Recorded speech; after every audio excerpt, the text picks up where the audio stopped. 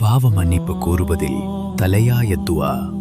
கீழ்காணும் துவாவை ஒருவன் பகலில் ஓதிவிட்டு அன்றே மரணித்தால் அவன் சொர்க்கவாசியாவான். இரவில் ஓதிவிட்டு இரவிலேயே மரணித்து விட்டால் அவனும் சொர்க்கவாசியாவான் என்று நபிகள் நாயகம் ஸல்லல்லாஹு கூறினார்கள்.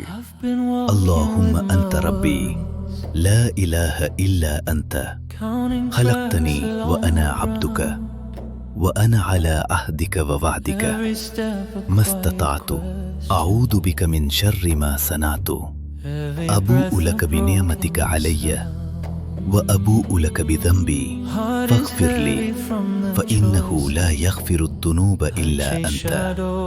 பொருள்: இறைவா, நீயே என் எஜமான், உன்னைத் தவிர வணக்கத்திற்குரியவன் யாருமில்லை.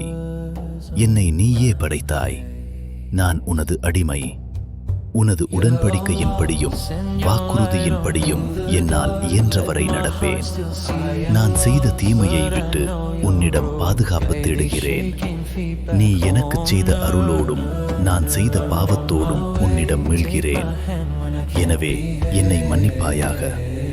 உன்னைத் தவிர யாரும் பாவங்களை மன்னிக்க முடியாது. ஆதாரம்: புகாரி 6306.